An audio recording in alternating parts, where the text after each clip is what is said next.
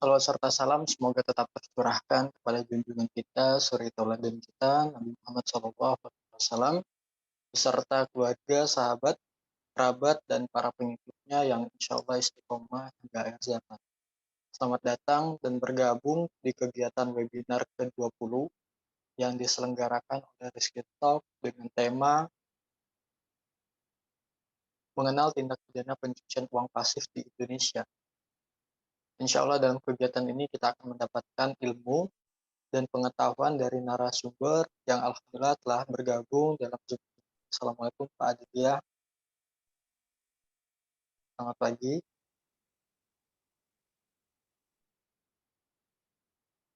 Dan dengan sangat antusias sekali, saya Rizky akan memoderatori kegiatan ini hingga selesai.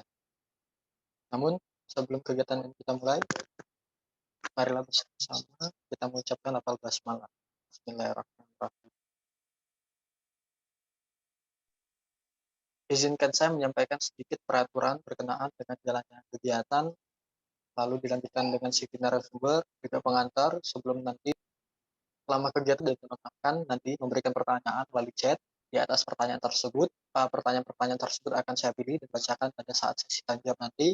Namun, para peserta juga dapat melakukan raise hand, kemudian mengaruh untuk presensi kehadiran yang sering ditanyakan oleh para peserta, itu akan dikirimkan melalui chat pada saat sesi tanya jawab. Nah, yang perlu diperhatikan di presensi kehadiran akan dibagikan pada saat sesi tanya jawab. Lalu untuk pengiriman sertifikat itu tidak langsung di hari ini ya, biasanya itu paling lama 7 hari akan dikirimkan ke email masing-masing sesuai dengan email yang tertera ketika mengisi presensi kehadiran. Berikut saya izin akan menyampaikan secara singkat CV dari narasumber pada hari ini. Nama lengkap Dr. Aditya Wiguna Sanjaya SHMH MHLI. Saat ini sebagai dosen di Fakultas Hukum Universitas 17 Agustus 1945 Banyuwangi. Kemudian juga menjadi dosen pada program Magister Ilmu Hukum, program Pascasarjana Fakultas Hukum Universitas Palangkaraya, juga sebagai dosen pada program Magister Hukum Litigasi, program Pascasarjana Fakultas Hukum Universitas Gadjah Mada, bidang keahlian hukum pidana, riwayat pendidikan S1 Hukum di Universitas 17 Agustus 1945 Banyuwangi, kemudian S2 Hukum di Universitas Jember, S2 Hukum juga di Universitas Gadjah Mada, lalu S3 di Universitas Brawijaya yang lulus baru di tahun 2021 kemarin.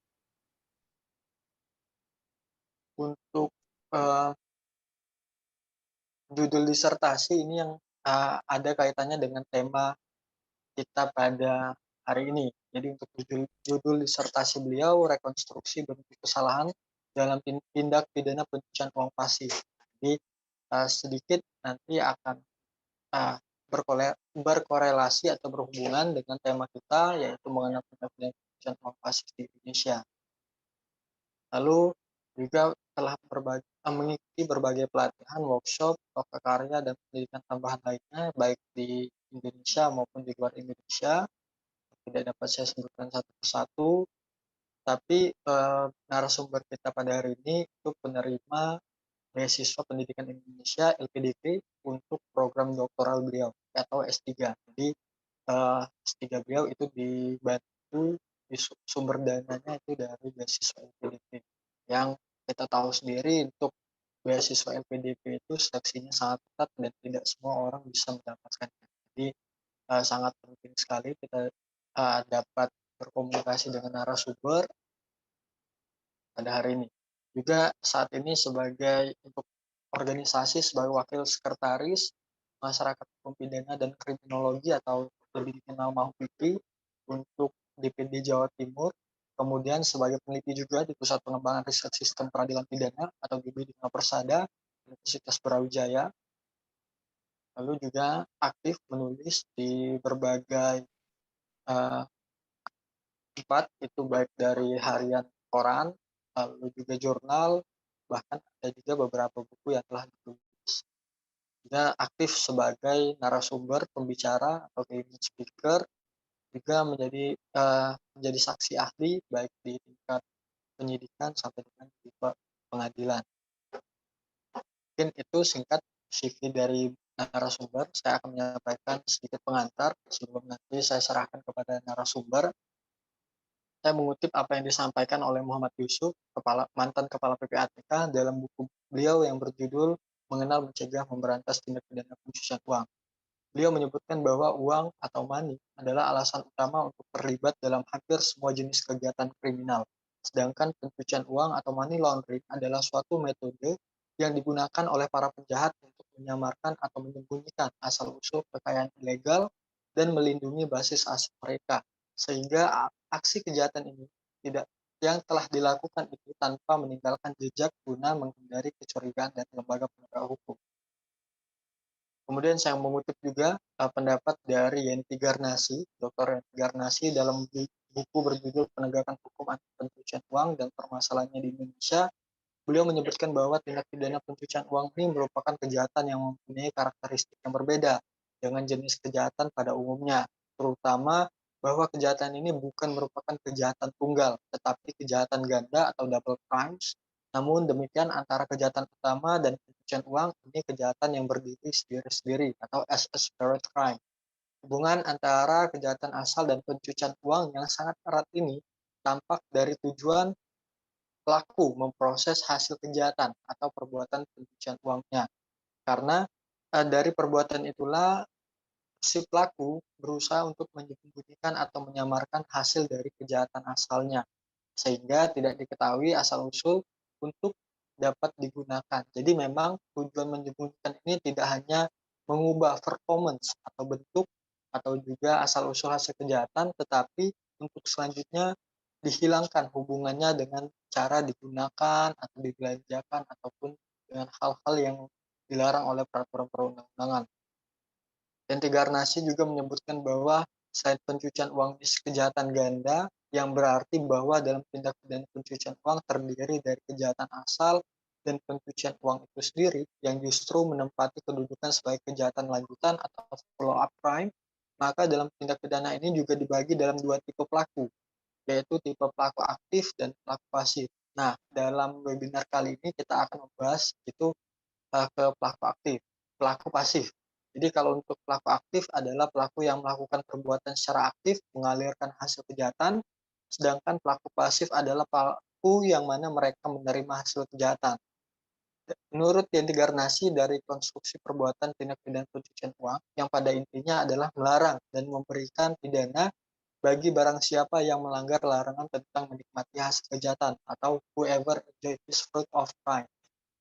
Yenti Garnasi juga menyebutkan bahwa pengaturan tentang pelaku pasif ini sangat penting dalam hal pemberantasan kejahatan asal atau juga kejahatan pencucian uang itu sendiri. Karena dengan adanya ancaman pidana bagi barang siapa yang menerima hasil kejahatan, diharapkan orang tidak mudah menerima pemberian kalau sudah ada tanda-tanda mencurigakan, baik dari segi jumlah ataupun dari alasan pemberiannya akan berhadapan dengan ancaman terlibat pencucian uang pasif. Selain itu, dengan menjerat para pelaku pasif, selain untuk kepentingan perampasan, juga untuk menguatkan integritas agar orang-orang tidak menerima harta kekayaan yang tidak jelas, sehingga pada gilirannya nanti kalau pelaku kejahatan asal kesulitan mencari para penerima hasil kejahatan, maka diharapkan motivasi melakukan kejahatan asal juga sirna. Nah, untuk perbuatan pelaku pasif ini itu diatur di dalam pasal 5 ayat 1 Undang-Undang Nomor 8 Tahun 2010 tentang PPT-PPU. Nah, pelaku ini tidak terlibat memang dalam kejahatan asalnya, tetapi pelaku ini mengetahui atau patut menduga bahwa harta kekayaan yang diterima merupakan hasil tindak pidana sebagaimana dimaksud dalam pasal 2 ayat 1. Karena itulah, untuk menjawab pertanyaan sekaligus permasalahan tersebut, penyelenggara kegiatan merasa tertarik untuk mengkaji dan membahasnya melalui webinar dengan tema mengenal tindak pidana pencucian uang pasif di Indonesia. Baik, itu sedikit pengantar dari saya. Selanjutnya saya serahkan kepada Bapak Aditya untuk dapat menyampaikan materi selama 30 menit. Kepada Pak Aditya, saya persilakan. Baik, terima kasih Mas Rizky. Assalamualaikum warahmatullahi wabarakatuh. Selamat pagi Yang saya hormati Mas Rizky selaku penyelenggara, dan yang saya hormati pula Bapak Ibu hadirin peserta webinar pada pagi hari ini. Langsung saja untuk saya mohon izin share screen ya, Mas.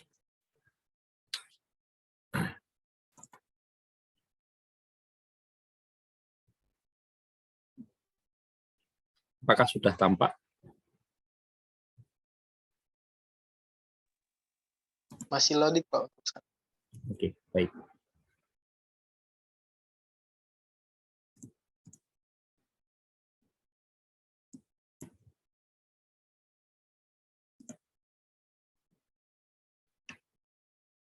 Sudah, Pak, sudah tampil. Terlihat ya. Oke. Suara saya bisa didengar, Mas? Bisa, Pak, bisa. Baik. Bapak Ibu hadirin sekalian yang saya hormati, jadi tadi sudah dijelaskan di dalam prolog oleh Mas Rizky mengenai seluk-beluk sedikit terkait dengan pencucian uang. Jadi kalau kita berbicara pencucian uang itu pada intinya hakikat dari pencucian uang itu adalah upaya untuk menyamarkan harta yang diperoleh dari sebab yang tidak halal agar tampak seolah-olah diperoleh dari cara-cara yang halal atau legitimit. Nah, itu sebetulnya konsepsi daripada pencucian uang secara universal. Nah, dalam konteks Indonesia sendiri, untuk pencucian uang ini bisa dikatakan suatu hal baru, begitu. Karena apa? Karena Indonesia baru punya rezim anti pencucian uang itu di tahun 2002 dengan diundangkannya Undang-Undang 15 tahun 2002, kemudian diubah dengan Undang-Undang 25 tahun 2003. Dan dalam perkembangannya kemudian diganti dengan Undang-Undang Nomor 8 Tahun 2010 yang berlaku sampai hari ini. Nah, mungkin Bapak Ibu hadirin sekalian masih ada beberapa yang bertanya-tanya, apa sih sebetulnya yang dimaksud dengan pencucian uang pasif itu? Nah, jadi per definisi pada intinya begini, pencucian uang pasif itu orang yang menerima uang atau properti yang merupakan hasil tindak pidana. Nah, dalam konteks yuridis normatif, kalau kita lihat di dalam konstruksi pasal 3, 4, dan 5 Undang-Undang Nomor 8 tahun 2010, dari 3 tindak pidana pencucian uang ini, kita bisa mengklasifikasikan. Untuk pasal 3 dan pasal 4, dalam konteks teori, ini disebut dengan tindak pidana pencucian uang aktif. Nah, sementara untuk pasal 5 ayat 1, ini dikenal dengan tindak pidana pencucian uang pasif. Nah, jadi yang akan kita bicarakan hari ini khusus untuk apa yang tersebut di dalam pasal 5 ayat 1 ini. Nah, untuk rumusan dari pasal 3, 4, dan juga pasal 5 ayat 1 ini dalam konteks ke depan, ini diakomodir juga di dalam RKUHP. Nah, ini bisa kita lihat, bisa kita temukan di pasal 611, ini mengadopsi dari pasal 3 Undang-Undang TPPU. Nah, kemudian pasal 612 ini mengambil dari pasal 4. Dan kemudian yang terakhir adalah pasal 613. Ini mengambil dari pasal 5. Nah, ini kita perhatikan. Setiap orang yang menerima atau menguasai penempatan, pentransferan, pembayaran hibah, sumbangan, penitipan, penukaran, atau menggunakan harta kekayaan yang diketahuinya atau patut diduganya merupakan hasil tindak pidana. Nah, ini rumusan dari pencucian uang pasif. Di dalam slide saya, di situ saya berikan judul pencucian uang pasif dan problematikanya. Sekarang yang menjadi pertanyaan, kalau per definisi pencucian uang pasif, saya rasa juga sudah begitu terang benderang dan jelas ya apa yang dimaksud pencucian uang pasif itu. Cuman di sini begini, ternyata dari formulasi pencucian uang pasif yang ada di dalam rezim hukum existing dalam arti Undang-Undang Nomor 8 tahun 2010 itu mengandung permasalahan. Nah, kita lihat di sini. Kalau kita perhatikan ini rumusannya. Pasal 5 ayat 1 Undang-Undang TPPU.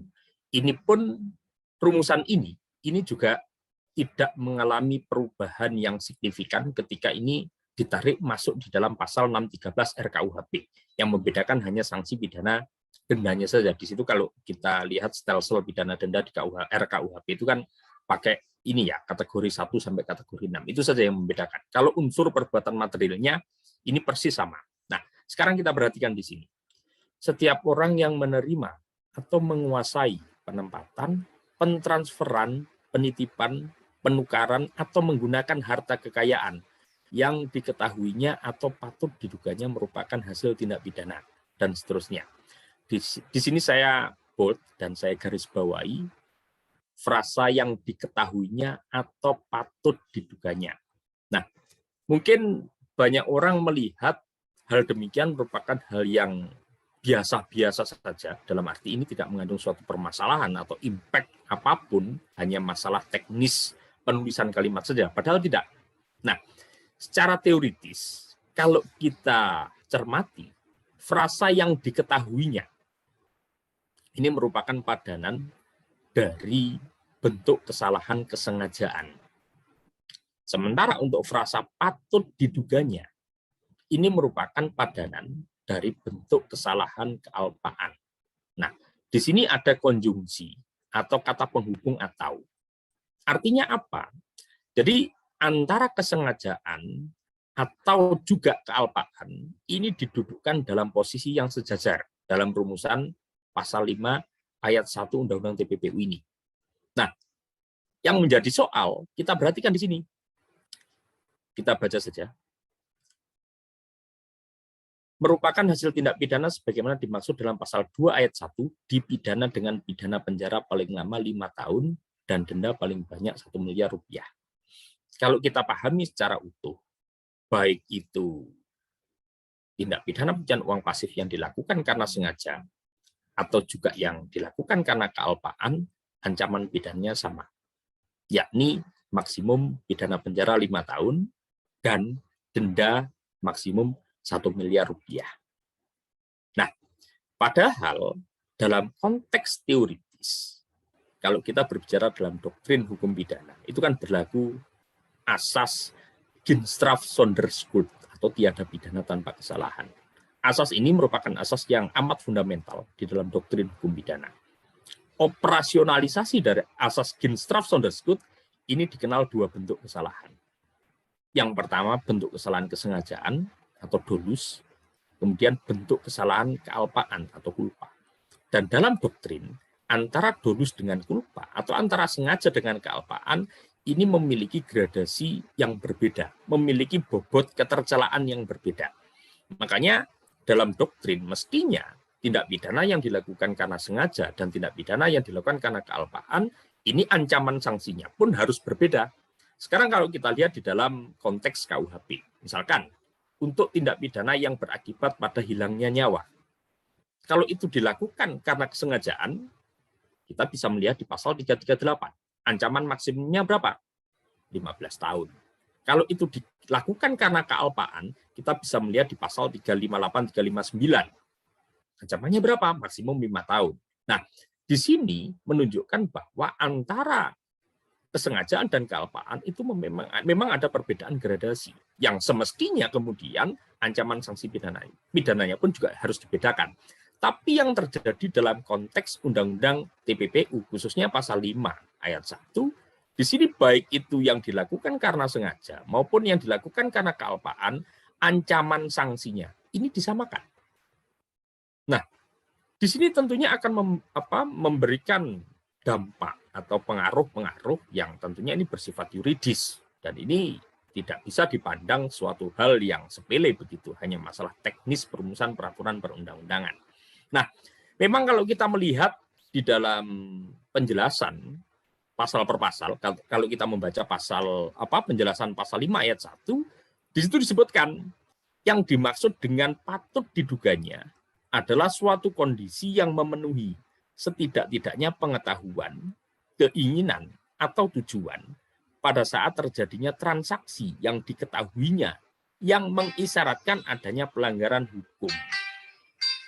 Nah, di sini memang ada satu tafsir otentik oleh undang-undang yang mana itu dituangkan di dalam penjelasan pasal 5 ayat 1. Cuman yang menjadi pertanyaan, apakah dengan adanya penjelasan pasal 5 ayat 1 yang menjelaskan frasa patut diduganya, ini membuat permasalahan menjadi selesai? Ternyata tidak. Kenapa tidak?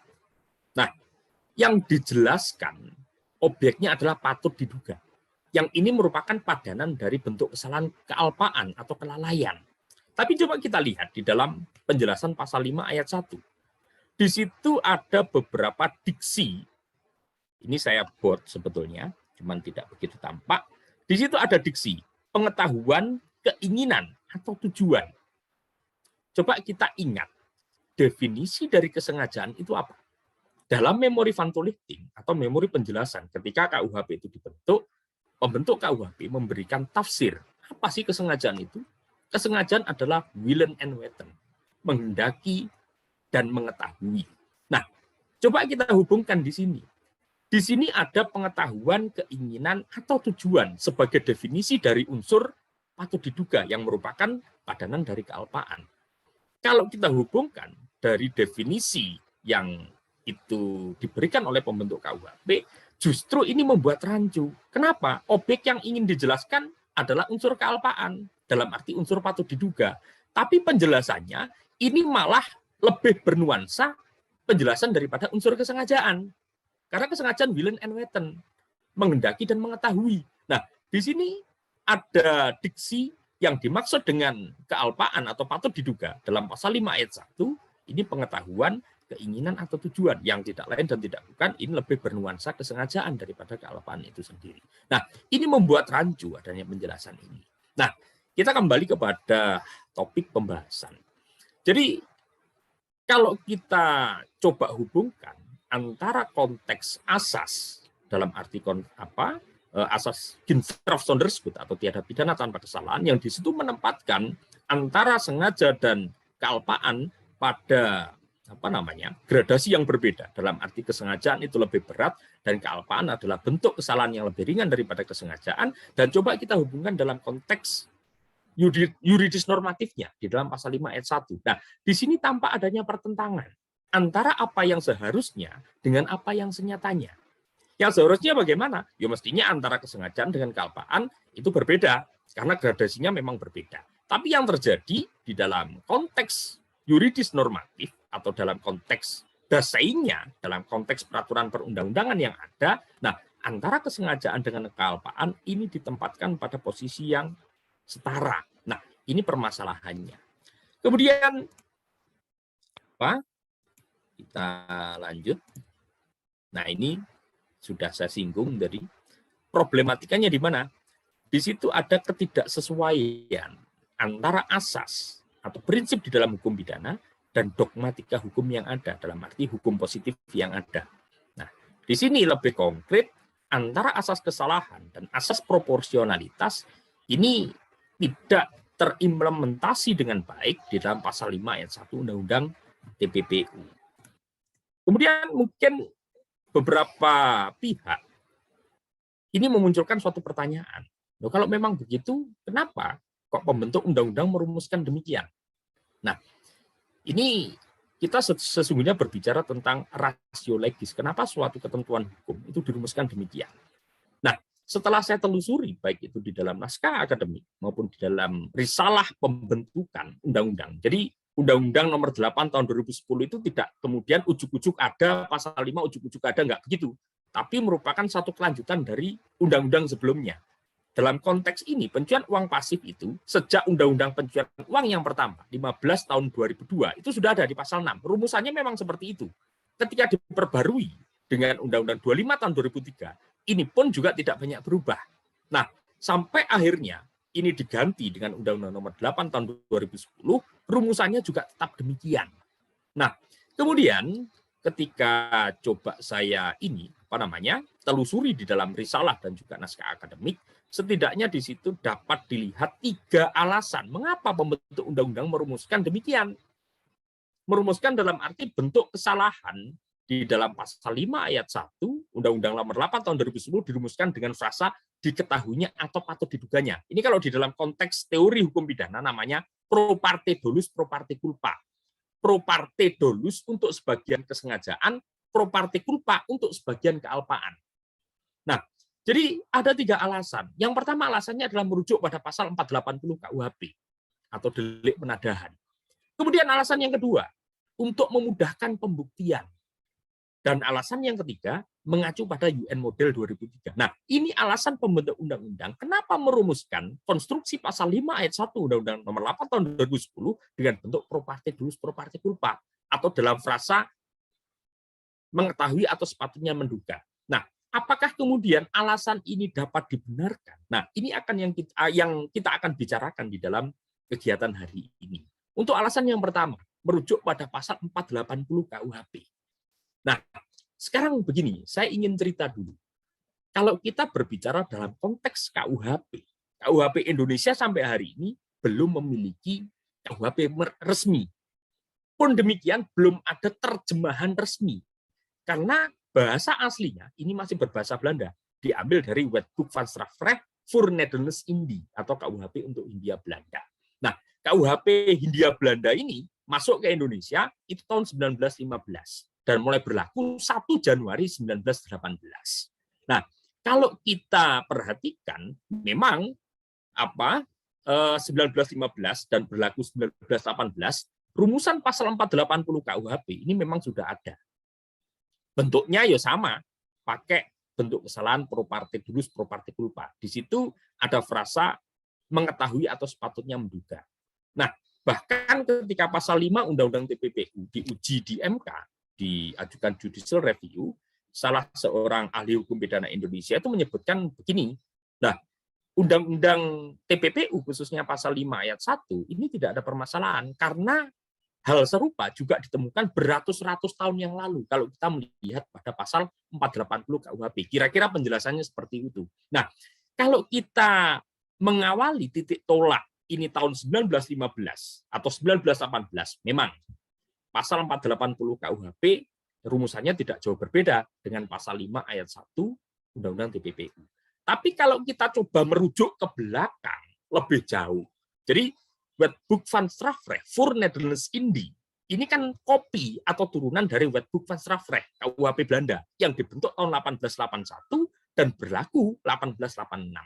Nah, kalau kita coba flashback lebih jauh ketika KUHP Belanda pertama-tama kali itu dibentuk, ternyata rumusan pasal 480 KUHP di Wetboek van Strafrecht voor Nederlands-Indië atau KUHP Hindia Belanda ini merujuk atau meniru pasal 416 KUHP Belanda atau Wetboek van Strafrecht. Sekarang yang menjadi permasalahan begini, dan ini belum banyak diketahui oleh akademisi maupun praktisi hukum pidana di Indonesia. Ternyata begini, setelah saya baca di dalam memori Van Tolleting, pasal 416 KUHP Belanda itu hanya menyebutkan delik penadahan, bahasa Belandanya itu heling. Ini yang dalam bentuk kesengajaan saja. Jadi di situ ketika ada orang membeli atau menerima hasil pencurian yang dia tahu memang barang itu hasil pencurian saja. Nah, ini bentuk penadahan yang karena sengaja yang itu dirumuskan di dalam pasal 416 KUHP Belanda. Untuk kealpaan ini belum ada. Tahun 1881 dan ini berlaku tahun 1886. Kemudian di dalam perkembangannya muncullah gagasan-gagasan untuk merevisi KUHP Belanda sampai pada akhirnya tahun 1919 itu dikriminalisasi atau dibuat suatu tindak pidana baru penadahan yang karena kealpaan. Kalau yang penadahan karena kesengajaan tadi obstetrik heling itu di pasal 416, nah dibentuk suatu delik baru atau tindak pidana baru yang mana ini merupakan penadahan karena kealpaan. Orang tidak harus tahu bahwa apa yang dibeli, apa yang diterima itu merupakan hasil kejahatan. Tapi di situ ada kewajiban seharusnya dia menduga. Nah, ini yang dimaksud tahun 1919 itu ketika KUHP Belanda direvisi, delik penadahan yang dilakukan karena kealpaan atau pasal yang terpisah. Kalau penadahan yang karena sengaja itu ditempatkan pada pasal 416, sementara penadahan yang karena kealpaan itu ditempatkan pada pasal 417 bis. Antara pasal 4-nya itu berbeda. Pasal 417 bis, penadahan yang karena kealpaan itu sanksinya lebih ringan. Sementara 416 penadahan yang karena kesengajaan berat. Jadi di sini sanksi pidana yang dirumuskan tahun 1919 ketika KUHP Belanda itu diubah, itu dirumuskan dengan mempertimbangkan asas proporsionalitas antara sengaja dengan kealpaan itu dibedakan dan rumusannya bahkan itu terpisah. Nah, poin penting yang ingin saya katakan di sini untuk alasan pembentuk undang-undang suatu hal yang keliru menurut saya. Kenapa? Karena pembentuk undang-undang itu taken for granted. Dia menganggap pasal 480 KUHP itu merupakan rumusan yang benar. Padahal kalau kita flashback ke belakang, di Belanda itu nggak demikian. Dalam perjalanan dibentuk dan diberlakukan, ternyata di situ kan ada itu menteri kehakiman di Belanda, namanya Code van der Linden. Nah, Code van der Linden ini ya draft atau rancangan KUHP, termasuk salah satunya untuk delik heling atau penadahan. Ini ada usulan untuk merumuskan secara pro parte dolus pro parte culpa. Jadi antara yang sengaja dengan yang kealpaan itu digabung, seperti yang ada di kita hari ini di KUHP existing. Tapi ternyata rancangan Menteri Kehakiman Code van der Linden tadi oleh Tweede Kamer atau Parlemen Belanda itu nggak disetujui. Sampai pada akhirnya Menteri Kehakiman Code van der Linden ini penggantinya namanya Van Loof. Nah, Van Loof ini pun juga punya gagasan untuk merevisi KUHP Belanda. Dan beberapa rancangan dari Code van der Linden ini masih diadopsi oleh Van Loof ini. Termasuk salah satunya ingin merumuskan ketentuan delik heling atau penadahan ini secara pro parte dolus pro parte culpa. Tapi apa yang terjadi? Lagi-lagi Tweede Kamer atau Parlemen Belanda ini tidak menyetujui. Sampai akhirnya win-win solusinya tahun 1919 itu tadi untuk penadahan yang karena kealpaan tetap dirumuskan tapi posisinya dipisah. Ancaman sanksinya itu dibedakan. Nah, dari cerita ini, poin pentingnya begini, secara logika, Belanda itu ibaratnya kalau boleh saya katakan, itu leluhur dari KUHP kita. Belanda pun yang punya KUHP sedari awal, itu tidak mau untuk menerapkan delik penadahan di negaranya dengan bentuk pro parte dolus pro parte culpa. Dia tidak mau. Tapi rumusan pro parte dolus pro parte culpa itu hanya dia terapkan untuk kepentingan daerah jajahan saja. Kita tahu yang namanya daerah jajahan kan sebagai sebagai objek eksploitasi saja. Nah, di sini yang menjadi satu hal penting untuk dikritisi, Belanda saja nggak mau menerapkan itu. Tapi kok kita dengan bangga kemudian mendewa-dewakan apa yang dirumuskan dalam pasal 480 KUHP, dan parahnya, celakanya, pasal 480 KUHP ini dijadikan rujukan untuk membentuk produk hukum selanjutnya. Nah, padahal 480 KUHP ini sudah keliru sebetulnya, mengandung cacat bawaan. Nah, kalau dijadikan contoh sebagai rujukan untuk membentuk produk hukum berikutnya. Nah, ini sudah bisa dipastikan kalau contohnya saja keliru, nah bagaimana mungkin turunannya tidak keliru? Kira-kira begitu.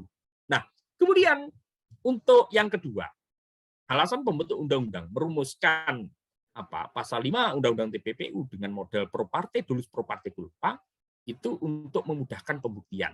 Jadi kalau kita lihat atau waktu itu saya baca di dalam risalah pembentukan Undang-Undang nomor 8 tahun 2010, di situ memang ada perdebatan-perdebatan. Ada pihak, ini khususnya dari DPR ya, ada pihak yang ingin meniadakan unsur patut diduga. Ada pihak, beberapa fraksi di DPR itu ketika pembahasan rancangan undang-undang TPPU itu juga ada pihak yang tetap menghendaki. Nah, alasannya untuk pihak yang menolak rumusan frasa patut diduga, alasannya adalah untuk menghindari nanti pihak-pihak yang menerima dengan itikat baik, dia tidak tahu akan dapat dipidana. Nah, sebaliknya pihak-pihak yang pro, yang ingin mencantumkan frasa patut diduga dalam pasal 5 ini, dasar argumentasinya, kalau ini tidak dicantumkan, akan banyak orang-orang yang menerima hasil kejahatan, dia bersembunyi di balik alibi saya tidak tahu. Dan pada akhirnya akan banyak yang lolos dari jerat hukum. Nah, jadi di situ kemudian win-win solusinya itu digabung antara dolus dan culpanya, antara mengetahui dengan sepatutnya diduga. Nah, cuman kemudian begini yang menarik untuk dikritisi. Jadi seakan-akan ketika ketika kesengajaan itu tidak bisa dibuktikan, kealpaan itu pasti dengan sendirinya sudah terbukti. Jadi misalkan orang menerima uang atau menerima barang sesuatu hasil dari tindak pidana, dia kemudian tidak tahu kalau itu tidak tahu kalau itu hasil tindak pidana. Nah, ini yang dipikirkan oleh pembentuk undang-undang ketika dia tidak tahu, dengan sendirinya, dengan serta-merta dia dianggap sebagai telah alpa ketika melakukan penerimaan terhadap hasil tindak pidana tadi. Nah, ini yang dimaksud dengan untuk memudahkan pembuktian. Untuk membuktikan kesengajaan itu susah, karena orang bisa saja bersembunyi di balik alibi tidak tahu. Tapi kalau kalau kealpaan itu jauh lebih mudah. Singkat cerita, ketika kesengajaan itu tidak bisa dibuktikan, otomatis kealpaan pasti terbukti. Nah, ini yang perlu dikritisi. Kenapa demikian? Dalam konteks doktrin hukum pidana. Jadi, dakwaan penuntut umum itu yang perlu dibuktikan, ini kan bestandilnya. Bestandil itu unsur tertulis. Ketika di dalam suatu rumusan pasal, di situ disebutkan unsur tertulis dalam arti bentuk kesalahan, baik itu kesengajaan maupun kealpaan, itu kedua-duanya harus bisa dibuktikan. Ketika kesengajaan itu tidak bisa terbukti, otomatis kealpaan itu tidak dengan sendirinya terbukti, harus dibuktikan secara rigid oleh penuntut umum. Ukurannya apa? Membuktikan patut diduga atau kealpaan itu. Di situ ada kewajiban hukum yang tidak diindahkan. Dia seharusnya menduga, tapi dia tidak menduga. Dia seharusnya lebih berhati-hati, tapi dia tidak berhati-hati. Nah, ini hal yang menjadi suatu kritik tajam terhadap pertimbangan pembentuk undang-undang merumuskan pasal 5 ayat 1 Undang-Undang TPPU dengan bentuk pro parte culpa dengan dalih untuk memudahkan pembuktian. Nah, kemudian yang ketiga, setelah kita kita bicarakan untuk alasan pertama dan alasan kedua, nah, untuk alasan yang ketiga ini, kita bisa melihat di dalam naskah akademik Undang-Undang Nomor 8 tahun 2010. Di situ disebutkan bahwa rumusan pasal 5 Undang-Undang TPPU itu mengacu pada UN Model 2003. Nah, UN Model 2003 itu salah satu instrumen internasional yang dibuat oleh PBB sebagai model, sebagai apa istilahnya ya, sebagai contoh kepada negara-negara seluruh dunia untuk merumuskan rezim anti pencucian uangnya. Nah, sekarang kita lewati dulu, nanti kita bicarakan. Apakah kemudian alasan yang ketiga ini juga tepat? Kita lewati dulu sebentar. Nah, jadi dalam konteks internasional, sebetulnya ada beberapa standar atau instrumen internasional yang itu berhubungan dengan pencucian uang. Nah, di sini yang pertama ada Konvensi Vienna tahun 88. Kemudian di sini ada arahan Dewan Masyarakat Eropa tentang pencegahan penggunaan sistem keuangan untuk tujuan pencucian uang. Yang ketiga ada Konvensi Palermo atau UNSAMADU, ada 1, 2, 3, 4, 5, dan 7 standar untuk kesalahan kesengajaan saja. Tidak termasuk bentuk kesalahan yang karena kealpaan. Jadi hanya pencucian uang yang dilakukan by intention saja. Yang diketahui itu memang merupakan hasil tindak pidana. Nah, kemudian di sini saya berikan warna yang berbeda, saya bold, UN Model. Ini nyambung dengan alasan yang ketiga dari pembentuk undang-undang. Kenapa sih kok merumuskan pro parte dolus pro parte culpa di dalam pencucian uang pasif? Nah, di sini setelah saya telusuri ternyata ini juga ada hal yang menarik untuk dikritisi. Nah, ini saya di poin 17, ini saya highlight, ini pada intinya menguasai atau menggunakan properti, knowing ini mengetahui, atau having reason to believe, sepatutnya menduga. Nah, rumusan ini memang pro parte dolus pro parte culpa, antara mengetahui dan sepatutnya menduga digabung, antara kesengajaan dan kealpaan digabung. Nah, ini di dalam UN Model 2003 yang dijadikan rujukan oleh pembentuk undang-undang. Cuman yang menarik begini, di dalam bagian introduction, di bagian awal, ini saya highlight juga. Pada intinya begini, model ini, this model law has been developed by the United Nations, atau model yang dikembangkan oleh PBB ini digunakan di dalam negara-negara dengan sistem hukum berdasarkan tradisi hukum common law. Nah, jadi sebetulnya UN Model 2003 ini diperuntukkan untuk negara-negara dengan tradisi hukum common law. Sementara kita lebih erat atau lebih dekat dengan sistem hukum civil law. Sebetulnya begitu. Nah, coba kita lihat lagi di sini. Nah, ini saya print screen juga. Nah, ini UN Model 2009. Tegas di covernya, for common law legal system, untuk sistem hukum common law. Nah, UN Model 2009 ini merevisi UN Model 2003 tadi. Kalau 2003 tadi jelas ya, di situ ada pro parte dolus, pro parte culpa. Antara diketahui atau sepatutnya diduga dijadikan satu. Nah, coba kita lihat di dalam UN Model 2009 yang merevisi UN Model 2003. Nah, ini saya highlight juga, ini sebagai pengganti dari UN Model 2003, UN Model 2009 ini. Nah, isinya ternyata di dalam di dalam ini UN Model 2009 itu tidak dipersyaratkan pro parte dulus pro parte culpa, tidak dipersyaratkan antara kesengajaan dengan kealpaan dijadikan satu dengan ancaman sanksi pidana yang sama, enggak begitu. Nah, ini saya highlight juga, must have knowledge. Dia harus tahu pada saat menerima properti itu adalah hasil tindak pidana. Pada prinsipnya, UN Model 2009 ini mengikuti kebanyakan standar internasional. Dia hanya fokus atau stressingnya pada by intention, pencucian uang yang karena sengaja saja. Itu stressingnya. Nah, cuman di sini memang ada ruang. Di UN Model 2009 ini ada ruang. Ini bisa kita lihat di dalam drafting note continued-nya, di dalam penjelasan drafting lanjutan, yang pada intinya kalau kita membaca ini, untuk standar negligence ini kelalaian atau kealpaan, dapat juga ditambahkan dalam subseksi yang terpisah atau separate subsection.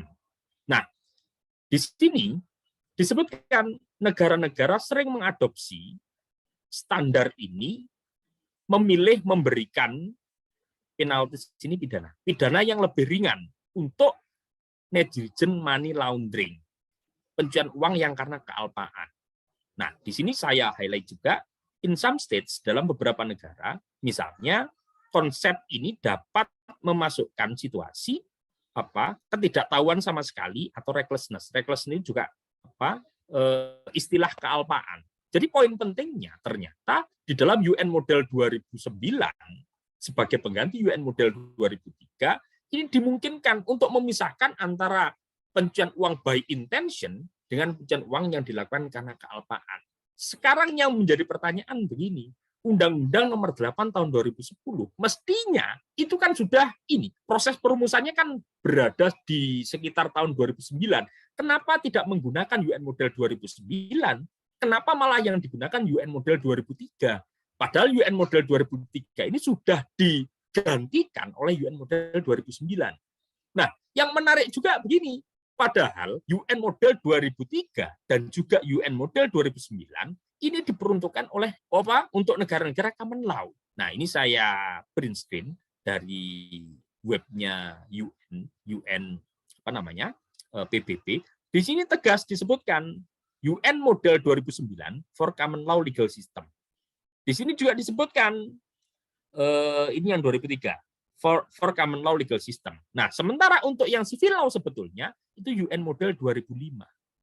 Kenapa pembentuk undang-undang malah menggunakan UN model yang diperuntukkan untuk negara-negara common law? Itu pun sebetulnya juga sudah direvisi. Ini menjadi suatu kritik yang tentunya vis-a-vis dengan kebijakan pembentuk undang-undang pencucian uang pada saat itu, yang kalau menurut hemat saya ini juga tidak dapat dibenarkan sebetulnya. Nah, ini sudah. Sekarang begini. Itu tadi beberapa standar atau instrumen internasional yang pada intinya tidak satu pun menyebutkan bahwa untuk perumusan ketentuan pencucian uang, khususnya pencucian uang pasif itu dapat dilakukan dengan model pro parte dulus pro parte culpa. Nah, sekarang kita bisa melihat dalam konteks perbandingan hukum. Yang pertama, di Australia. Jadi, pencucian uang di Australia itu ada pengaturan yang berbeda antara negara federal dengan negara bagian. Nah, untuk negara federal, pengaturannya ada di Criminal Code atau di KUHP Australia. Nah, Australia ini kan negara common law. Kalau di common law, bentuk kesalahan itu bukan hanya ada dua. Kalau di civil law, seperti di Prancis, Belanda, Indonesia, bentuk kesalahan kan hanya kesengajaan, kealpaan saja. Tapi kalau di negara-negara common law, termasuk di Australia, bentuk kesalahannya itu ada tiga. Ada intention, ada recklessness, ada negligence. Recklessness dan negligence ini kealpaan, tapi di situ masih dibedakan lagi gradasinya. Nah, intinya di Australia, pengaturan di negara federal itu, ini antara bentuk kesalahan yang satu dengan kesalahan yang lain, ini sebagai dasar pembeda bobot ancaman sanksi pidananya. Bahkan kalau kita melihat di tabel ini, yang menjadi pembeda yang menjadi variabel pembeda dalam hal merumuskan sanksi pidana, ini bukan hanya bentuk kesalahan, tapi juga nilai nominal dari tindak pidananya. Nah, yang menarik, cuman di sini tidak saya tampilkan, di Australia itu untuk pengaturan pencucian uang, itu masing-masing negara bagian, itu mengatur di dalam rezim hukumnya sendiri-sendiri. Dari 6 negara bagian yang ada di Australia, 5 negara bagian diantaranya ini menganut sistem proporsional yang tidak jauh berbeda dengan pengaturan di negara federal. Artinya, penentuan bobot sanksi pidana itu berbasis kesalahan.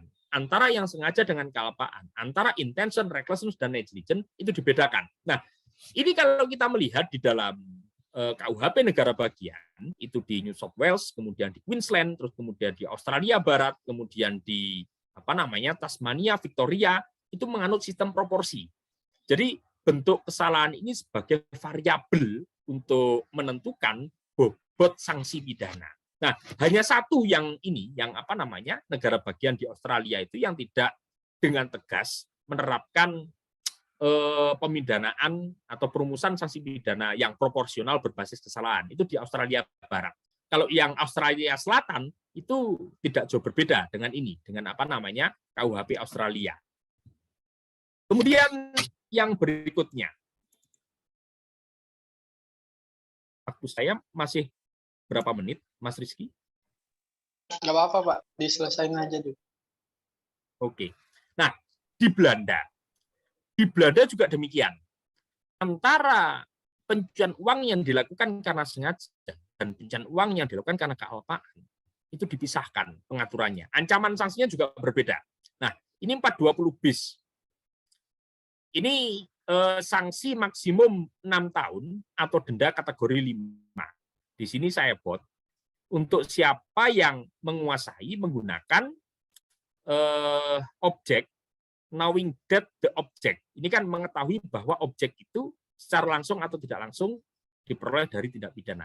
Artinya di situ ada pengetahuan dan ini merupakan bentuk kesengajaan. Ancamannya lebih maksimum penjara 6 tahun. Nah, sementara kita lihat di sini untuk di 420 quarter.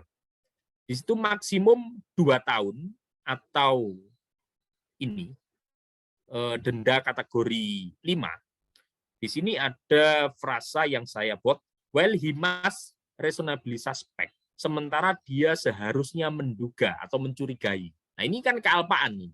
Ancamannya lebih ringan, 2 tahun. Kalau kesengajaan tadi maksimum 6 tahun, yang kealpaan 2 tahun. Ini di Belanda, di KUHP Belanda, ini pun juga tidak hanya berlaku bagi pencucian uang pasif, delik penadahan yang sejak semula tadi saya katakan, sejak 1919 itu dirumuskan penadahan karena kealpaan dan itu ditempatkan di dalam rumusan yang terpisah antara pasal 416 dengan pasal 417 bis dan masing-masing sanksi pidananya itu berbeda, ini pun juga masih dianut oleh KUHP Belanda saat ini. Jadi di Belanda itu sampai sekarang rumusan penadahan dan juga pencucian uang pasif itu terpisah rumusannya antara yang sengaja dengan kealpaan dan masing-masing sanksinya ini disesuaikan dengan bentuk kesalahannya. Nah, ini di Belanda. Kemudian ini di Jerman. Ini juga sama di KUHP Jerman. Ini saya bold. If they were aware. Jika mereka menyadari. Berarti kan ini ada pengetahuan, di situ ada kesengajaan. Pidana penjara minimal 3 bulan dan maksimal 5 tahun. Jadi antara 3 bulan dengan 5 tahun. Nah, dalam ayat yang berikutnya, di situ disebutkan recklessly unaware. Dia intinya begini, recklessly unaware itu secara kealpaan dia tidak menyadari itu merupakan hasil tindak pidana. Nah, ini kan merupakan bentuk kealpaan. Sanksi pidana yang diancamkan pidana penjara maksimum 2 tahun atau denda. Dari konstruksi pasal 261 KUHP Jerman ini juga bisa kita lihat ternyata di sana pencucian uang pasif yang dia tahu atau melakukan karena kesengajaan dengan yang dia tidak tahu atau karena kealpaan, ini ancaman sanksinya pun dibedakan. Nah, selanjutnya di Spanyol. Ini juga tidak jauh berbeda. Nah, nih, di sini saya buat knowing, mengetahui, berasal dari aktivitas kriminal. Ancaman sanksinya berapa? 6 bulan sampai dengan 6 tahun. Ini paragraf ya, tapi kalau kita terjemahkan di dalam konteks Indonesia ayat. Di dalam ayat 3, pasal 301, nah ini disebutkan serious negligence, kealpaan berat. Negligence kealpaan. Serious negligence kealpaan berat. Ancaman pidananya 6 bulan sampai 2 tahun. Nah, di sini dengan jelas yang kesengajaan 6 bulan sampai 6 tahun, yang kealpaan ini 6 bulan sampai 2 tahun. Batas bawahnya sama 6 bulan, tapi batas atasnya kan berbeda. Kalau yang kesengajaan batas atasnya atau maksimum 6 tahun, kalau yang kealpaan batas atasnya 2 tahun. Nah, ini menunjukkan juga di Spanyol antara kesengajaan dan kealpaan dalam konteks pencucian uang pasif ini juga dipisahkan. Ancaman sanksinya juga disesuaikan dengan gradasi kesalahannya.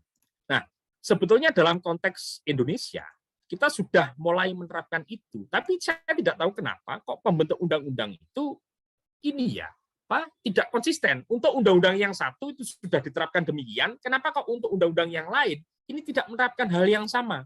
Nah, ini bisa kita lihat di dalam, maaf ini masih stuck, di dalam Undang-Undang Nomor 18 Tahun 2013 tentang bentar. Nah, di dalam Undang-Undang Nomor 18 Tahun 2013 tentang pencegahan dan pemberantasan pengrusakan hutan. Kita perhatikan di sini di pasal 87. Ini rumusannya, perbuatan materialnya, ini identik dengan penadahan maupun dengan pencucian uang. Dia menerima, membeli, menjual yang merupakan hasil tindak pidana. Intinya seperti itu. Nah, di sini disebutkan dengan tegas, dengan sengaja. Ancaman pidananya berapa? Paling singkat 1 tahun dan paling lama 5 tahun. Jadi intervalnya antara 1 tahun sampai dengan 5 tahun. Nah, dalam ayat 2-nya ini disebutkan dengan tegas karena kelalaian. Ancamannya berapa? Paling singkat 8 bulan, paling lama 3 tahun. Nah, jadi di sini ada interval sanksi yang berbeda antara yang sengaja dengan yang lalai.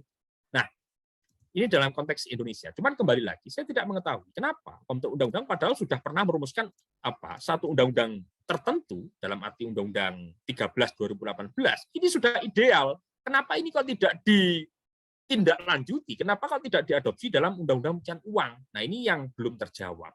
Nah, kemudian dari problematika tadi, pada akhirnya pertanyaannya adalah kalau dirumuskan demikian, implikasinya apa sih? Pengaruhnya apa? Tadi kan sudah dijelaskan problemnya seperti ini. Lantas kalau dirumuskan seperti itu, salahnya di mana? Implikasinya apa? Nah, di sini setidaknya ada 2 implikasi. Yang pertama implikasi teoritis. Nah, dengan adanya rumusan pro parte dolus pro parte culpa yang di situ mendudukkan antara bentuk kesengajaan dengan bentuk kealpaan dalam posisi yang setara, ancaman sanksinya setara, ini akan bertentangan dengan teori kesalahan dan teori proporsionalitas. Nah, ini sudah sangat jelas dan ini bisa dipahami karena dalam konteks teori kesalahan yang itu tidak bisa dilepaskan dari teori proporsionalitas antara kesengajaan dengan kealpaan, mestinya itu punya gradasi yang berbeda. Tapi yang terjadi dalam konteks dogmatik, nah ini dipersamakan. Nah ini akan bertentangan secara teori. Nah ini implikasi teoritisnya. Kemudian implikasi yuridis. Dengan adanya rumusan yang demikian seperti yang tersebut dalam pasal 5 Undang-Undang TPPU existing, ini akan memungkinkan adanya putusan pengadilan terhadap TPPU pasif yang dilakukan dengan sengaja ini diputus lebih ringan kalau dibandingkan dengan TPPU pasif yang dilakukan karena kealpaan. Misalkan begini, dalam pengadilan negeri A, ancaman maksimalnya kan 5 tahun. Untuk yang sengaja diputus 2 tahun. Misalkan di pengadilan negeri B, untuk yang karena kealpaan itu diputus 4 tahun. Secara normatif memang nggak salah. Karena maksimumnya 4 tahun. Tapi hal ini kalau kita telaah, ini akan bertentangan dengan nilai-nilai keadilan yang ada. Loh, masa sih yang dia tahu itu hasil tindak pidana diputus lebih ringan? Dia yang tidak tahu itu hasil tindak pidana diputus lebih berat? Memang secara normatif itu sah, karena batas atasnya 5 tahun. Tapi dalam konteks filosofis, ini menimbulkan suatu kritik tajam. Apakah dengan demikian putusan itu adil? Nah, menjadi pertanyaan, loh, itu apa sudah betul-betul terjadi dalam konteks praktik di pengadilan? Nah, saya sudah meneliti kurang lebih 83 putusan pengadilan. Dan alhamdulillah, ini ibarat mencari jarum di dalam lautan, ternyata saya menemukan. Nah, ini putusan ini pada pengadilan negeri yang sama-sama di pengadilan negeri Jakarta Selatan. Nah, untuk yang sengaja, ini diputus 2 tahun 2 bulan dan dendanya 100 juta. Untuk yang alpa, yang kealpaan, ini diputus 4 tahun, dendanya 350 juta. Nah, untuk yang sengaja ini intinya dia tahu kalau itu hasil korupsi. Nah, sementara untuk kasus yang kedua yang karena kealpaan, ini mungkin Bapak Ibu hadirin sekalian masih ingat, ini kasusnya Andika Gumilang dan Malindadi. Singkat cerita begini kasusnya. Andika Gumilang itu menikah dengan seorang janda kaya raya, Malindadi, dan pada saat itu Andika Gumilang itu tidak tahu sebetulnya profesi dari Malindadi selain dari pegawai bank itu apa, itu tidak tahu. Nah, yang jelas dari Malindadi ini sering memberikan uang yang jumlahnya fantastis. Ternyata kemudian uang yang diberikan dari Malindadi kepada Andika Gumilang ini merupakan hasil dari tindak pidana perbankan. Nah, di sini sebetulnya Andika Gumilang tidak mengetahui secara persis dari mana sumber asal-usul uang itu. Nah, makanya di sini hakim memutuskan ini merupakan pencucian uang pasif yang dilakukan karena kealpaan. Ancamannya apa? Ancamannya maksimalkan 5 tahun, tapi hakim memutus 4 tahun. Nah, sementara yang ini diputus 2 tahun. Memang secara normatif batas atasnya 5 tahun. Tidak ada yang salah dari putusan ini. Tapi kalau kita cermati, kalau kita lihat dari perspektif keadilan, apakah kemudian ini adil? Kira-kira begitu. Nah, ini dalam suatu kesimpulan, ke depan mestinya antara pencucian uang pasif yang dilakukan karena sengaja dan pencucian uang pasif yang dilakukan karena kealpaan, mestinya ke depan ini dipisahkan. Entah itu dirumuskan dalam pasal yang berbeda, bisa juga dirumuskan dalam ayat yang berbeda. Yang jelas, ancaman sanksi pidananya antara pencucian uang pasif yang dilakukan karena sengaja dengan pencucian uang pasif yang dilakukan karena kealpaan, mestinya itu dibedakan. Nah, kira-kira begitu. Mungkin cukup demikian dari saya, nanti akan kita elaborasi lebih jauh di dalam sesi diskusi. Saya kembalikan kepada Mas Rizky, kurang lebihnya saya mohon maaf. Billahi taufik wal hidayah. Assalamualaikum warahmatullahi wabarakatuh. Waalaikumsalam warahmatullahi wabarakatuh.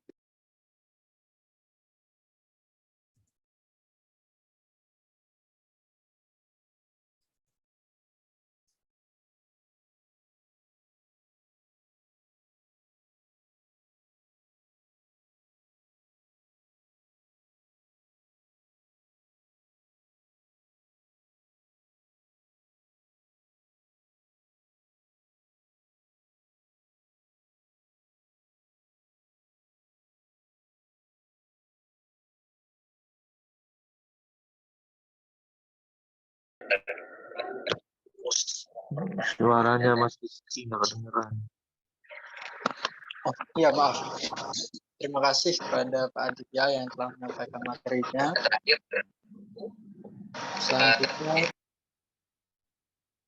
Selanjutnya kita memasuki sesi tanya jawab. Berikut akan saya bacakan pertanyaan yang telah dikirimkan oleh peserta melalui chat. Saya catat di sini ada satu pertanyaan yang sudah masuk, mungkin langsung nanti bisa dijawab sembari menunggu pertanyaan lain yang akan ditanya. Serta pertanyaan pertama dari Pak Amin Tohari, ini dari Fakultas Hukum Ilmu Sosial UNSA. Jika kita menerima uang dari orang di luar negeri dan ia mau menginvestasikan ke kita, tetapi tanpa melewati jalur hukum, hanya antara dua pihak, antara si pemberi uang atau si yang akan melakukan investasi dan juga kita si penerima uang. Apakah itu termasuk ke dalam kategori money laundering? Mungkin bisa langsung dijawab. Baik, jadi begini, Pak siapa tadi, Mas? Pak Amin. Pak Amin.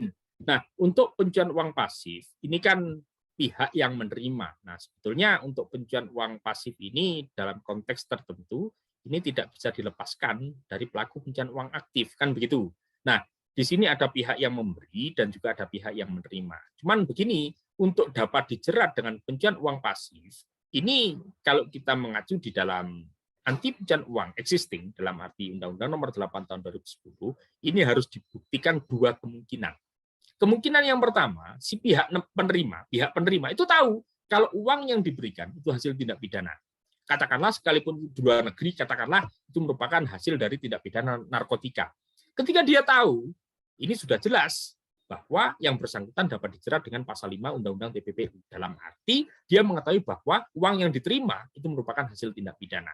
Nah, kemudian yang kedua, harus dapat dibuktikan. Ketika ketidaktahuan atau kesengajaan ini tidak bisa dibuktikan, kemungkinan yang kedua harus dapat dibuktikan bahwa si penerima ini sepatutnya dia menduga. Kalau misalkan tiba-tiba dia nggak kenal sebelumnya, ada orang baru kenal begitulah katakanlah, atau kenal di media sosial, tiba-tiba yang bersangkutan melakukan transfer uang yang jumlahnya fantastis. Nah, di sini sebetulnya ada kewajiban hukum dari pihak si penerima untuk mempertanyakan uang ini alirannya dari mana, sumbernya dari mana.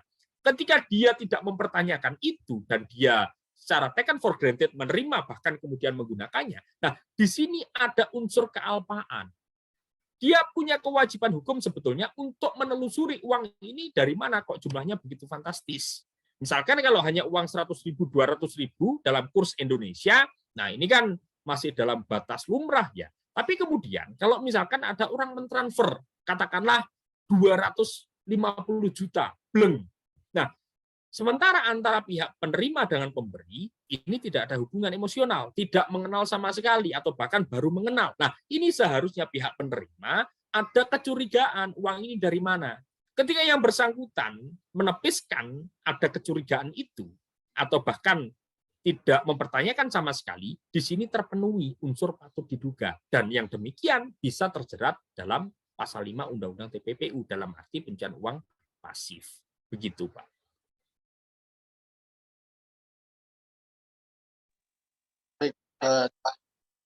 Terima kasih atas jawabannya, Pak.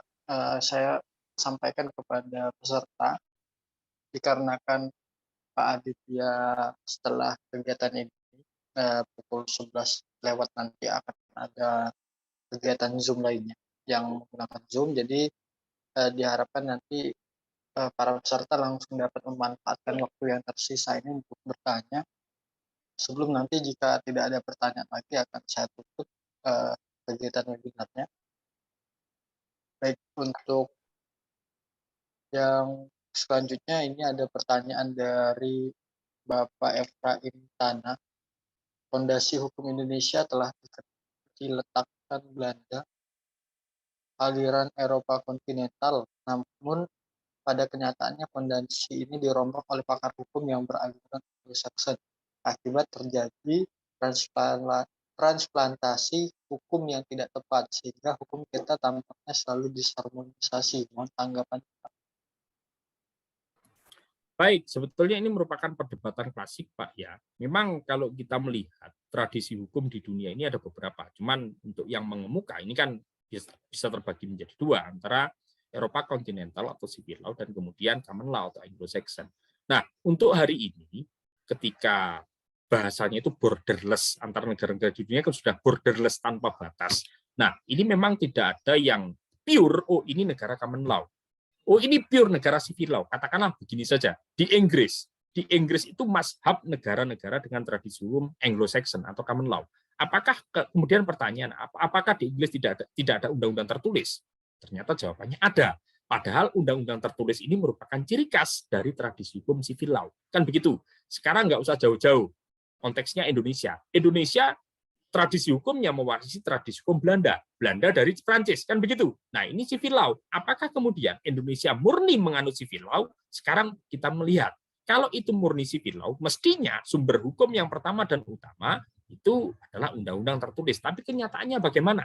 Kenyataannya setiap tahun Mahkamah Agung mengeluarkan jurisprudensi. Sekalipun ini tidak mengikat, tapi di situ jurisprudensi seringkali kemudian ini diikuti oleh hakim-hakim berikutnya ketika memutus perkara.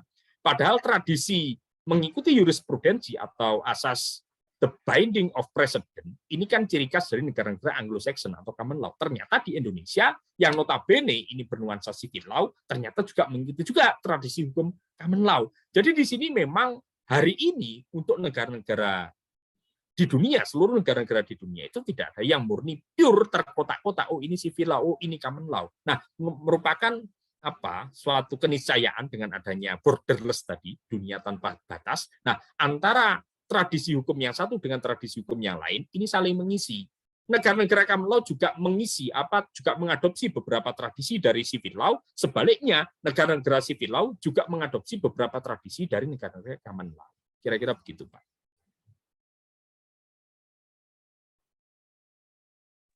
Baik.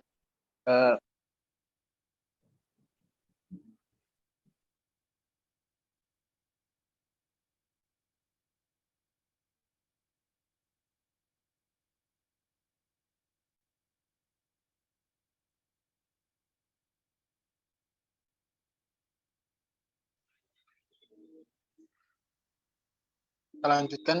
Di sini belum ada pertanyaan yang masuk lagi, tapi mungkin jika ada para peserta yang ingin bertanya, saya persilahkan. Cara ini siapa dulu ya? Pak.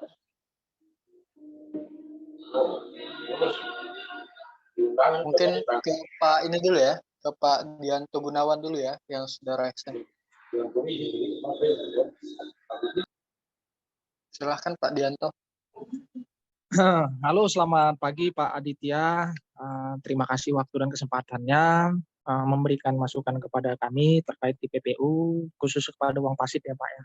Pertama-tama saya mengucapkan terima kasih juga kepada panitia juga yang memberikan kesempatan juga kepada Pak Aditya untuk memberikan masukan dan arahan kepada kami terkait di PPU atau pencucian uang. Pertama-tama saya bangga Bapak seorang polisi mendapat gelar doktor. Itu menjadi kebanggaan kami. Menjadi inspirasi kami juga. Kelak nanti kami akan mengikuti dari prestasi Bapak gitu, ataupun kemampuan Bapak di dalam mengikuti perkuliahan di dunia akademis ini. Pertama-tama yang saya mau tanyakan begini Pak, memang TPPU ini memang pada awalnya sudah dibentuk, memang fokusnya itu adalah memang untuk, maaf ya Pak, ini saya lagi kameranya lagi rusak, jadi saya nggak bisa on cam. Jadi mohon maaf kepada panitia dan kepada teman-teman, khususnya kepada Pak Aditya. Jadi begini Pak, TPPU ini memang pada dasarnya dibentuk atas urgensi daripada asal usul follow the money. Jadi memang kejahatan white collar crime. Jadi memang tantangannya di dalam pidana korupsi itu adalah, salah satu buktinya adalah apa yang menjadi kelengkapan dari mens rea-nya, kelengkapan dari pembuktiannya atau uangnya. Makanya kita fokus itu ke follow the money-nya gitu. Nah, dari beberapa praktek memang banyak pelaku-pelaku itu seolah-olah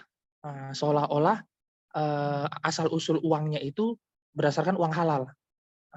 Padahal di dalam proses pembuktian bahwasanya banyak juga gitu. Ternyata memang uang haram yang jadi uang halal, atau uang halal atau uang haram jadi uang halal, atau seolah-olah uang haram jadi uang halal. Nah, begitu dia Pak. Jadi memang TPPU ini memang saya juga bingung gitu. Ini dibentuk atas dasar urgensi daripada follow the money-nya, atau memang pidana primernya. Nah, karena di dalam pasal 1 ayat 2, pasal 2 ayat 1 terkait TPPU-nya, itu dijelaskan bahwasanya harta kekayaan itu disembunyikan asal usulnya dari kejahatan korupsi, penyuapan, kartu narkotika, psikotropika, penyeludupan, tenaga kerja, dan lain. Nah, itu dia. Jadi memang legal structure juga memang agak lemah di sini Pak. Makanya nanti di dalam pembuktian juga bingung. Gitu, apakah dia memang turut serta atau memang dia turut melakukan perbuatan, atau memang dia pelaku utamanya gitu. Nah, di situ. Nah, faktanya ini dia nih Pak. Pada eksistensi dari TPPU ini didukung oleh KUHP kita pasal 5556. Nah, di dalam 556 dimungkinkan saja bahwasanya memang apakah dia melakukan tidak pidana secara individu atau secara bersama-sama. Kan begitu, Pak. Nah, apakah memang dia dilakukan secara sendiri atau bersama-sama? Apakah amensianya disengaja atau tidak disengaja? Nah, dalam 5556 itu, dalam KUHP itu juga diatur. Nah, jadi memang seolah-olah TPPU ini adalah lex spesialis yang sempurna, tapi di dalam isinya yang saya lihat, Pak, ya, TPPU ini undang-undang yang membantu undang-undang pasal 2 ayat 1 tadi, Pak. Itu dia. Jadi memang dalam pembentukan peraturan perundang-undangan ada 3 aspek yang harus kita perhatikan. Legal structure, legal substansinya, kan begitu yang paling penting, Pak. Ada 3, 2 yang paling penting itu. Jadi kalau misalnya memang legal structure-nya juga lemah, ini mau dibuat mana ini TPPU ini? Apakah menjadi pidana primer atau pidana sekunder untuk membantu teori pembuktian tadi, Pak? Di situ dia titik lemahnya, sehingga di dalam membuktikannya kita sebagai, mungkin Bapak juga sebagai di bidang kepolisian, kita juga sebagai penuntutan, penyidik, atau saya sebagai ahli, bingung. Ini mau dibuat kemana? Kan begitu. Apalagi sekarang kejahatan kan sudah semakin canggih, Pak. Nah, follow the money itu istilahnya itu apakah memang bisa diterapkan di setelah pembuktian, setelah adanya pidana primernya, atau memang dari follow money itu memang dari mulainya dari pidana primer ini, PPU-nya, Pak. Nah, di situ dia. Jadi Maaf Pak, mungkin langsung kepada pertanyaan intinya saja Pak ya, karena iya, jadi kita begini, Pak. Iya, terima kasih Pak Rizky. Jadi maksud saya di sini, Pak, saya hanya mau ngasih keluhan lah ke Bapak gitu. Ada beberapa unsur yang memang kita menjalankan TPPU ini tidak bisa secara utuh kalau kita tidak bisa mengeluarkan atau mendapatkan pidana primer tersebut, Pak. Terima kasih, Pak. Itu aja, Pak, dari saya.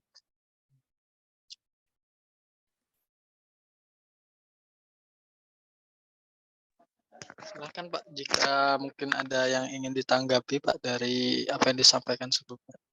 Oke, terima kasih. Sebetulnya saya kurang bisa menangkap ya arah pertanyaannya. Cuman ada beberapa hal yang tanggapan saya terkait statement. Saya lebih menyimpulkan statement dari Pak Dianto, bukan pertanyaan sebetulnya. Nah, memang begini, Pak.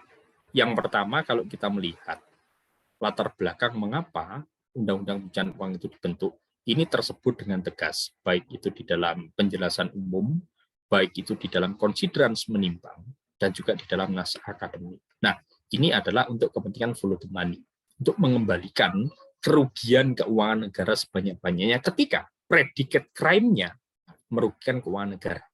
Kemudian, selain daripada itu, untuk mengembalikan kerugian ketika predicate crime-nya ini merugikan kepentingan orang perorangan. Nah, ini prinsip dasarnya follow the money. Cuman dalam praktek ternyata kasus first travel itu putusan pengadilan itu kan sebetulnya predicate crime-nya kan penipuan toh. Nah, penipuan ini kan merugikan kepentingan orang perorangan. Tapi yang terjadi aset-aset hasil tidak pidana itu tidak dikembalikan kepada korban daripada tindak pidana itu, tapi melainkan dirampas oleh negara. Nah, ini yang pertama.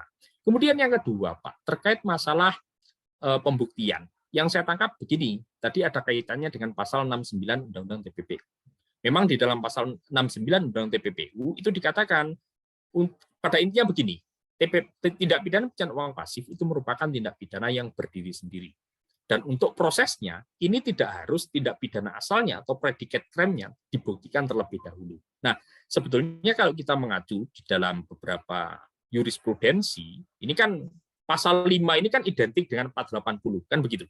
Nah, memang beberapa jurisprudensi itu menyebutkan pasal 480 yang ini merupakan suatu rujukan ketika untuk membentuk pasal 5. Nah, ini tidak harus tindak pidana asalnya, pelaku utamanya itu dibuktikan terlebih dahulu.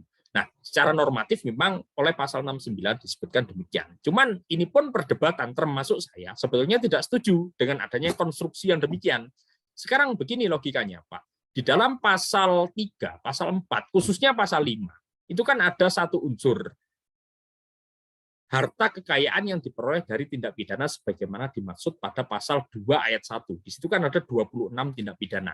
Nah, bagaimana mungkin kita bisa mengatakan ini pencucian uang, tapi kita tidak bisa membuktikan kejahatan asalnya itu apa dulu. Misalkan katakanlah begini, saya dapat uang, kemudian ada yang mengatakan itu hasil tindak pidana. Apa dasarnya? Ketika kemudian sumber perolehan uang itu tidak bisa dibuktikan, katakanlah korupsi. Ketika korupsinya nggak bisa dibuktikan, apakah bisa dikatakan uang yang saya peroleh ini merupakan hasil tindak pidana?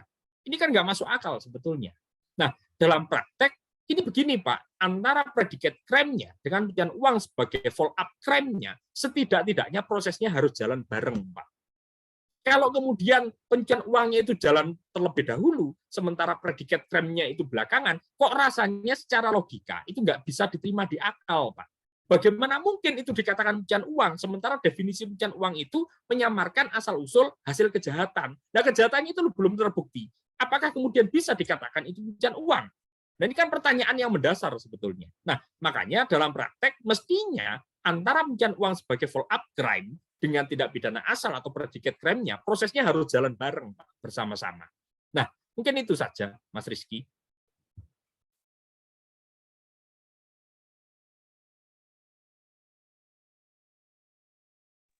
Baik Pak, mungkin ini satu pertanyaan terakhir sebelum kita tutup. Ini dari Mas Nikodemus. Pertanyaannya bagaimana cara sederhana untuk orang-orang yang tidak memiliki basic hukum dapat membedakan antara modus kejahatan dari tindak pidana pencucian uang atau money laundering yang dilakukan oleh seseorang.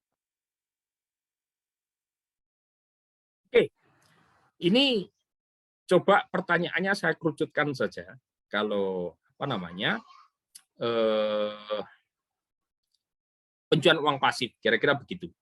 Misalkan begini, untuk pencucian uang pasif itu kalau yang diketahui itu hasil tindak pidana, ini kan tidak menjadi soal. Ini sudah pasti bisa dipersalahkan kan begitu. Yang menjadi perdebatan, dia tidak tahu sama sekali, apa namanya apa yang diperoleh itu merupakan hasil tindak pidana. Tiba-tiba ada transfer begitu saja masuk kan gitu. Nah, sebetulnya di dalam Undang-Undang TPP itu sudah diatur yang namanya pihak pelapor, Pak. Nah, ketika seseorang atau badan itu memperoleh dana yang fantastis begitu. Nah, ini punya kewajiban untuk melaporkan pada PPATK, kan begitu. Nah, ketika ini tidak diindahkan atau langsung saja digunakan, berarti yang bersangkutan itu melalaikan kewajiban hukum untuk melaporkan. Nah, dengan demikian bisa sebagai tindak pidana pelaku pasif tindak pidana pencucian uang. Nah, tipsnya bagaimana? Ketika memperoleh uang yang itu jumlahnya fantastis, tidak diketahui sumbernya, nah mestinya dilakukan upaya dalam arti melaporkan. Nah, ini kan yang sering terjadi begini, Pak. Misalkan yayasan atau apa,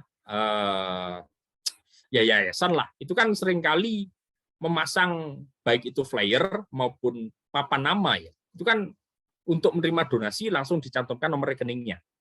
Tiba-tiba ada orang transfer uang. Ternyata uang yang ditransfer itu merupakan hasil kejahatan. Katakanlah korupsi atau narkotika, kan orang nggak tahu. Nah, yang demikian, ini punya kewajiban hukum untuk melaporkan, Pak. Ketika terus kemudian yang bersangkutan itu tidak melapor dan kemudian menggunakan uang begitu saja, ini bisa dijerat dengan apa sebagai pelaku pasif pencucian uang. Begitu kira-kira.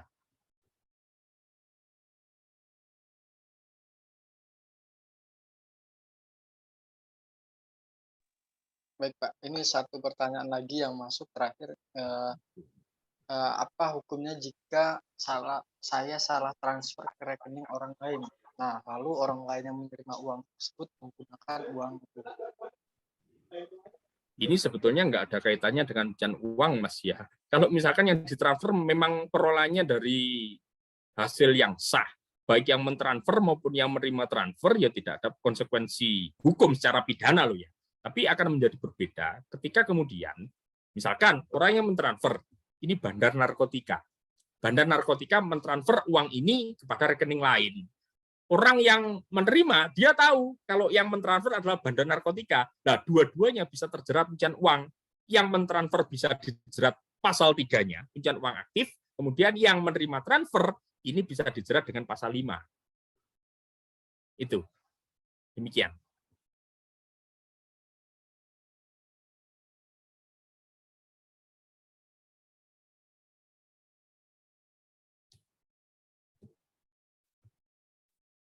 Eh, Mungkin saya berikan kesempatan terakhir kepada Mas Regi karena sudah present, kepada Mas Regi Julian.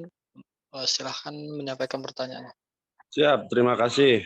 Assalamualaikum Pak, saya Regi Julian. Izin bertanya sedikit mengenai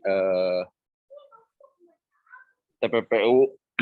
Apabila tadi sebetulnya sudah dijelaskan, ketika si bandar narkoba, dia di dalam lapas posisinya, mentransfer uang ke rekening bank orang yang di luar di luar penjara lah. Nah, orang itu tuh tidak mengetahui asal muasal uang ini dari mana gitu loh. Kemudian rekening ini diblokir gitu loh. Itu yang pertama. Sebetulnya tadi udah dijawab. Nah, yang kedua begini, Pak. Ketika aset yang didapat dari hasil tindak pidana kan disita, Pak. Seperti halnya first travel. Nah, yang saya tanyakan, apabila aset tersebut, contoh begini, Pak.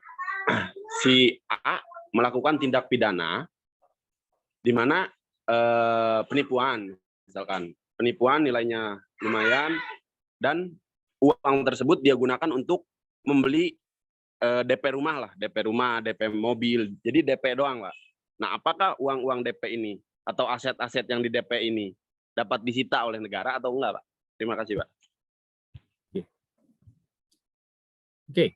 Jadi begini, kalau kita konsisten dengan anti pencucian uang yang kita punya, mestinya sekecil apapun itu, entah itu sebagai DP, entah itu sebagai angsuran, entah sebagai itu uang pelunasan keseluruhan, kalau itu merupakan hasil dari tindak pidana, mestinya itu juga yang pertama kali ketika proses penegakan hukum dari awal penyidikan, itu dilakukan penyitaan.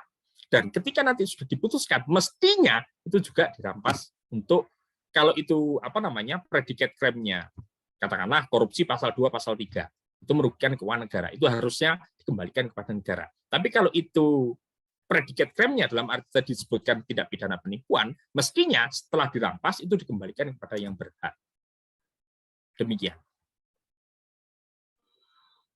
Terus pihak ketiga ini, Pak, bank, bagaimana, Pak? Maksudnya itu kan dia ngambil rumah, DP rumah, pasti kan kredit ke bank. Ya. Otomatis ada pihak ketiga dong yang dirugikan. Nah, perlindungan bagi pihak ketiga ini apa gitu loh? Ketika asetnya ini disita gitu loh, Pak. Ya, oke. Ini merupakan pihak yang beritikat baik ya Pak. Sejauh yang saya tahu sampai hari ini, untuk konteks kasus yang demikian, ini masih ada vacuum of norm, masih ada kekosongan hukumnya.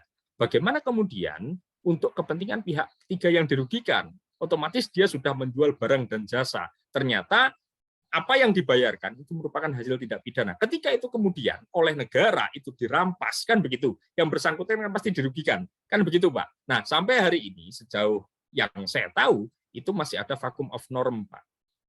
Jadi masih ada kekosongan hukum. Bagaimana kemudian untuk melindungi pihak-pihak ketiga yang beritikat baik ini? Nah, upayanya mestinya ini bisa melakukan gugatan secara keperdataan kalau yang bersangkutan merasa dirugikan. Tapi nanti putusannya bagaimana, kita pun tidak bisa menebak-nebak, Pak. Nah, satu lagi Pak, mumpung saya masih ingat, tadi menyinggung masalah narkotika. Kebetulan ada beberapa putusan yang saya teliti, ternyata dalam konteks ini, praktik di pengadilan, hakim pun itu berbeda, dalam arti menafsirkan keterpenuhan unsur patut diduga. Nah, kebetulan untuk disertasi saya, ini proses terbit, dan mudah-mudahan bisa segera terbit, jadi di situ saya ulas semuanya. Tapi kalau dalam paparan saya tadi, misalkan diulas semua, itu tidak cukup 2-3 jam. Intinya begini, ketika memaknai unsur diketahui, yang merupakan padanan dari bentuk kesalahan kesengajaan, di situ tidak ada perdebatan. Tapi ketika memaknai unsur patut diduga, yang ini merupakan padanan dari unsur kealpaan, ternyata hakim di pengadilan ini menafsirkan secara berbeda, Pak. Ada satu kasus, putusan yang saya teliti, dia ini transaksi narkotika. Nah, terus kemudian itu ditransfer ke istrinya. Nah, itu diputus sebagai pencucian uang pasif yang dia seharusnya menduga itu hasil kejahatan. Jadi di sini dianggap pelaku pasif karena kealpaan. Tapi di case yang lain, dalam pengadilan negeri yang lain, dalam putusan yang lain, yang kasusnya serupa, hal semacam itu tidak dimaknai sebagai patut menduga. Yang akhirnya putusannya adalah bebas.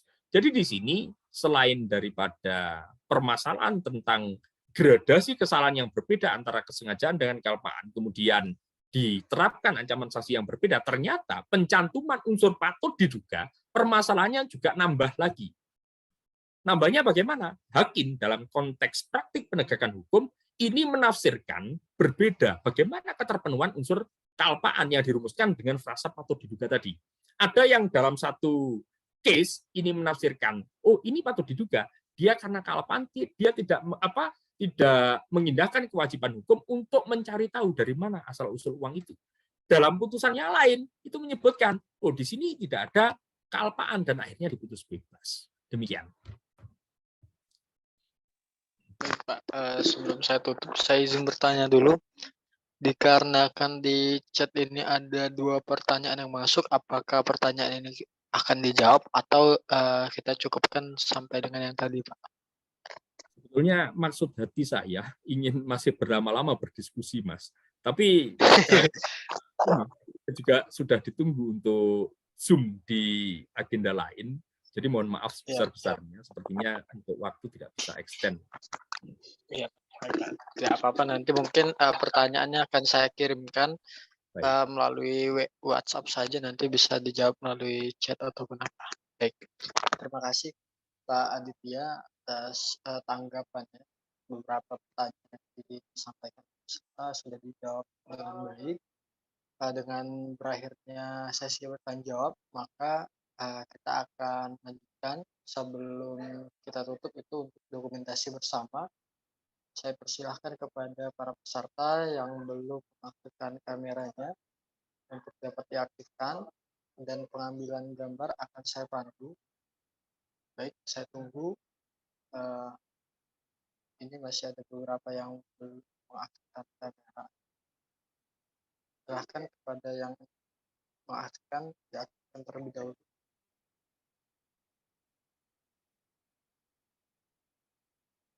Baik, saya akan pandu 3, 2, 1.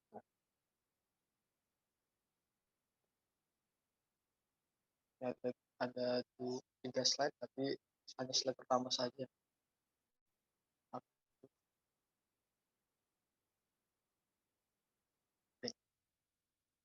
Selanjutnya penyerahan sertifikat narasumber. Saya izin share screen sebentar.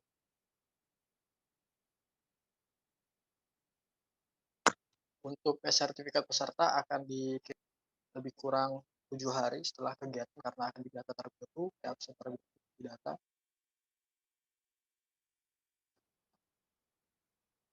Baik, pada akhirnya kita telah berada di penghujung kegiatan. Terima kasih kepada Bapak Ibu Saudara yang telah sampai selesai kegiatan webinar ke-20 yang diselenggarakan oleh Risiko dengan tema Komunikasi di Indonesia. Terima kasih juga saya ucapkan kepada Pak Aditya yang telah berkenan menjadi narasumber kegiatan kita pada hari ini. Tengah kesibukannya, menyadari bahwa dalam penyelenggaraan kegiatan ini masih terdapat kekurangan. Pertanyaan-pertanyaan yang mungkin Bapak Ibu sampaikan belum dapat terjawab. Untuk itu saya mohon maaf yang sebesar-besarnya. Kata semoga para peserta, Bapak Ibu, mendapatkan manfaat dari kegiatan ini. Sebelum kegiatan ini kita tutup, marilah bersama-sama kita mengucapkan alhamdulillah. Saya Rizky selaku moderator dan penyelenggara kegiatan izin pamit undur diri. Selamat siang. Assalamualaikum warahmatullahi wabarakatuh. Waalaikumsalam warahmatullahi Terima kasih wabarakatuh. Mas Rizky, Bapak Ibu, mohon izin berdiri. Izin,